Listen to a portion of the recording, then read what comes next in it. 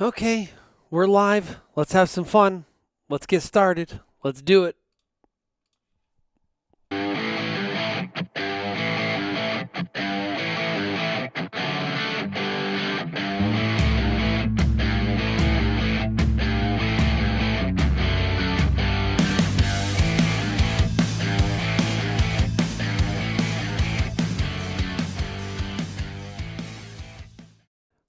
I hope everybody could hear that music.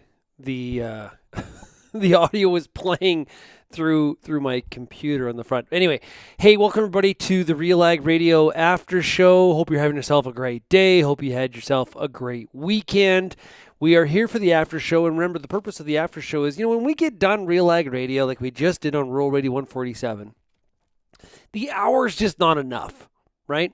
We finish it, and it's sort of like, okay, now we're done.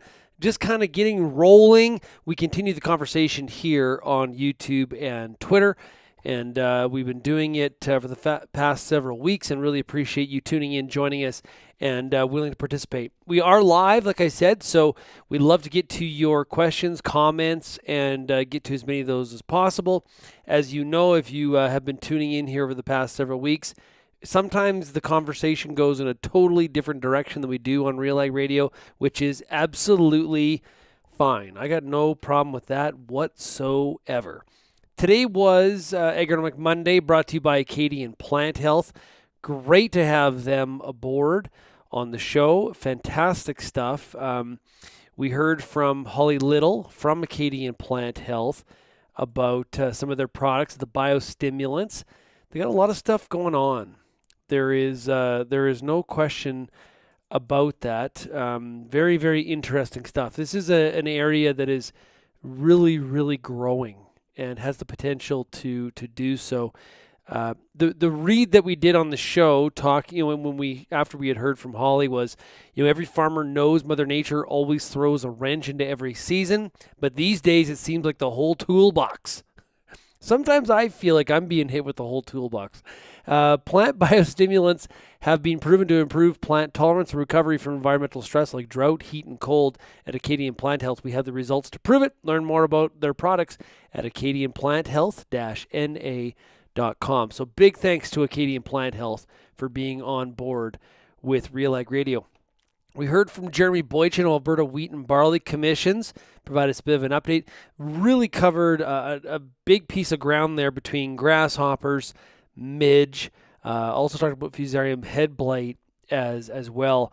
A lot of concern, there's a lot of concern out there about flea beetles for sure, and maybe next to that, or maybe even it's a 1A, 1B scenario, is grasshoppers. I've had a whole bunch of people take photos, send video. A lot of concern in this crop here what the grasshopper populations will be. So definitely stay on top of that. If you missed some of the things that Jeremy had said about grasshoppers and the scouting of them and the control of them, make sure you listen to the RealAg Radio podcast wherever you get your podcasts. Some really, really good stuff there for sure. We also talked with Jeremy about, he had mentioned Shelley Barkley looking for 300 fields, and for looking for cooperators for monitoring, and this is something that I think we should be talking more about. Is really when, like, it's one thing to kind of do the monitoring of things like pests. In a greenhouse, the trials out back at the research station, things like that. But it's also nice to have the commercial comparison as well. And in this case, Jeremy brought up, Shelley Barkley. She does 90% of the pest survey work in Alberta for wheat stem sawfly, wheat midge, and she's in desperate need of fields to survey this coming fall. And in this particular situation, she's looking for permission to access to make process more efficient in some of these fields, and looking for people to step up and provide her access to do this kind of monitoring. And so this is an Alberta example, but there's the same sort of situation in Saskatchewan, Manitoba, out east, Ontario. U.S. side, states doing stuff like this. So it's always good for people to step up. And the best part about it is, as the person that owns the land, you're basically in many cases just granting access.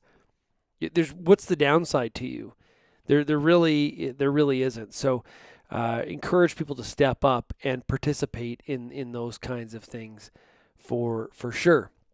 Peter Johnson also joined us today, and as always, Pete was in a mood. He was happy. He was sad. He's a little bit concerned about some of the dryness that is happening out there right now in Ontario. And really, I think whether you're growing crops out east or you're on the Western Canadian prairies or out in British Columbia in the Fraser Valley, the reality is we are in scouting season. And this is the time of the year where it really pays to be in your fields, whether that's by foot, maybe you're doing it by quad, maybe there's even people that are doing it by horseback. The key is to be out in the fields. And I also think there's kind of a nice little double check too. I think some people really delegate the scouting process more and more, and that's fine because there's a lot of ground to cover. It's a different set of eyes. It's a different route through the field, things like that. But it's also good for you as well to get out there and see. Highly encourage people to check out and use some of the I think this is one of the benefits of some of the software that is out there to log those scouting trips, especially if say you have a situation where mom and dad, daughter, son, there could be, in this example, there's 4 people that are capable of doing some crop scouting, maybe plus also the paid agronomist. Use some of those tools out there to get some of that stuff into the same. I've even seen some demos of scouting software where it'll show you where certain people walked. So to really kind of get that visual that everybody's not walking the same path, because that's not telling the whole story, right? Is you need to kind of get out and see different parts of the field. And it's good to have those multiple sets of eyes doing that kind of stuff for sure. I think is extremely beneficial to have that capability. So, because we have those, we're creatures of habit as humans, where we get out and walk the same horseshoe, and there's people that believe in doing certain patterns and random, don't always enter the field with the same approach. All of those kinds of things. You know this. You're doing it, but it is a good reminder. I don't know. Some people are like they believe like foot. The only way you can scout is by getting out and walking and doing it by foot. You don't need to do the 60-mile-an-hour drive-by. That's not providing much value at all. But some people definitely believe in getting out there with a quad. I mentioned horseback. I'm not sure that is that popular. Obviously, when we're looking at pasture conditions, there'd be a lot of horseback out there for sure. But when it comes to fields and broad acre agriculture, I'm not sure we have a lot of horse crop checkers. But if you're out there, speak up. It definitely, why not? The other interesting thing is how particular some people are when it comes to, where they would only allow someone to crop scout if they're out walking. Like I remember we had a seed customer where you could never drive into the field. Whereas like my dad, he just plow ahead. He didn't care. It'll grow back. Don't worry. So everybody has their own sort of particular, what rules they have in their fields at this time of the year when it comes to crop scouting for sure. What else did Pete and I talk about here? Oh, how he had screwed up an IP soybean plot. Yeah, we heard about that. I mentioned this already, but the dryness is something that I've been hearing more and more from growers out east, is just the concerns about the dryness. Where, here where I am in southern Alberta, you look at how the crops are today and you compare that to where they were 3 weeks ago, it's like we live in a different, completely different area. 3 weeks ago, we never thought it would ever rain again. like ever. It would be impossible. There's no way it would ever happen. And we've had a number of different storms come through, and things are looking a lot better. I talked to a guy this morning who his family farms like in Radisson, Saskatchewan. They are, they're pretty dry. They've had like 3/4 of an inch the entire season. So there are still some dry pockets for sure. But overall, the Western Canadian prairies looking a lot better than they were going back that 3-4 weeks ago, where that area was still quite large. And I would say we're in much better shape than last year. And that cool weather really, really bought the dry areas time. It's just, it's a fact, I think. Everybody you talk to about that says that exact same thing. Had it been as warm as last year, early in the season, we were like 30, 35 degrees Celsius, there's no way these rains the past 2 weeks would have it was too late, right? Whereas Manitoba, really, high temps and wind to try to dry some of the stuff out. So it has been sort of a whole cast of variables, of course, that have been impacting a lot of these crops. It was great last week to be out in Ontario and get to see some of the corn and the beans out in with your own eyes and see some of that. I didn't step out there and do any scouting, of course, but it was good to see a bit of a different geography. So what are your rules on scouting? Do you allow people to drive? Is it by foot only? Do you use quads? What are some of those things that you do on your farm to make sure that you're getting the crop scouting done that you need to get done? I would love to hear from you on that. Just gonna pull up. Okay, here we go. This week's poll on realagriculture.com is, when it comes to summer downtime, which describes your level of planning for time away? This was the question that Lindsay asked last week on the Farmer Rapid Fire.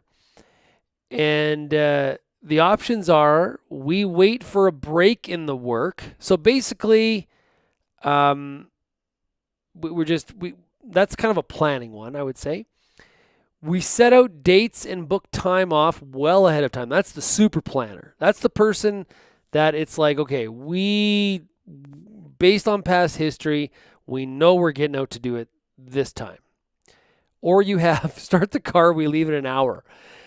Yeah, that might be. Well, you know what? I would say I'm going to say that I would be the top one. That's the most popular so far.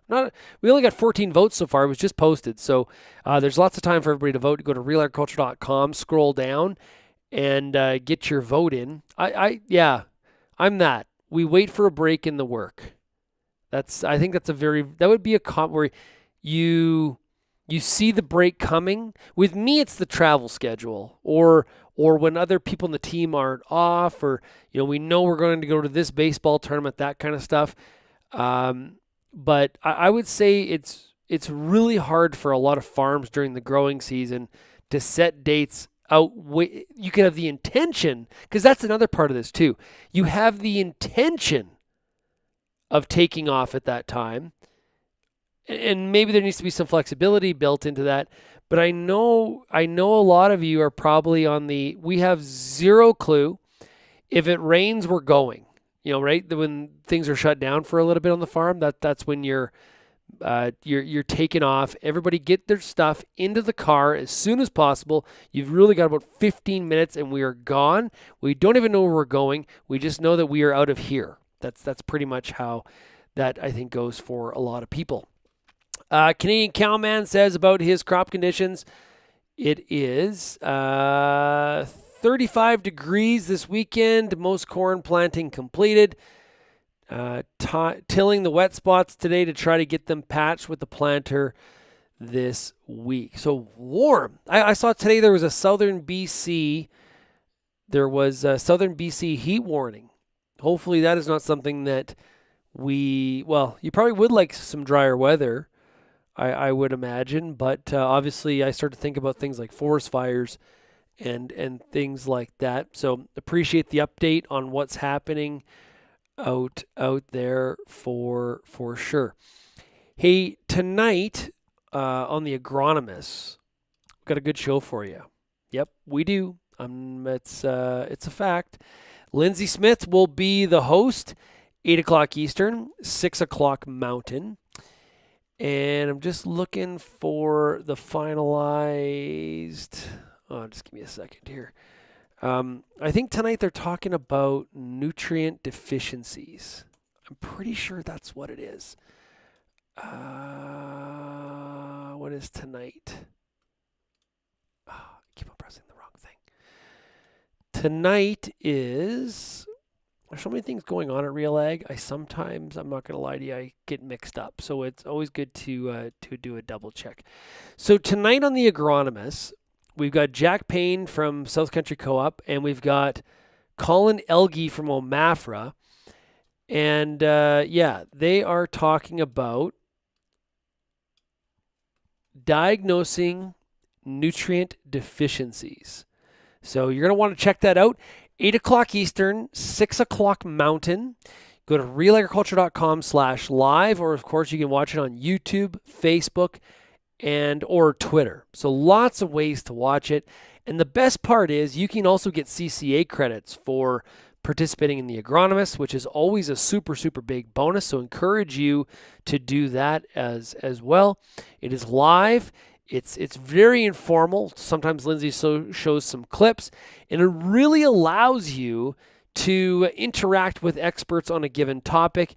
And even if you got one that's really like Jack Payne is a great general.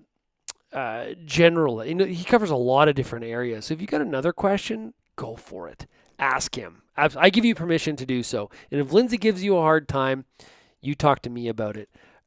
For sure. Okay, I've got to run because we got to do an interview about what is going on with some of the crop damage that people have been seeing with some of the canola that's been planted. I'm going to try to get some answers on that from BASF. I know some people out there are a little bit not frustrated, not happy, want answers. We're going to try to get those for you, and we'll have that posted at realagriculture.com tomorrow.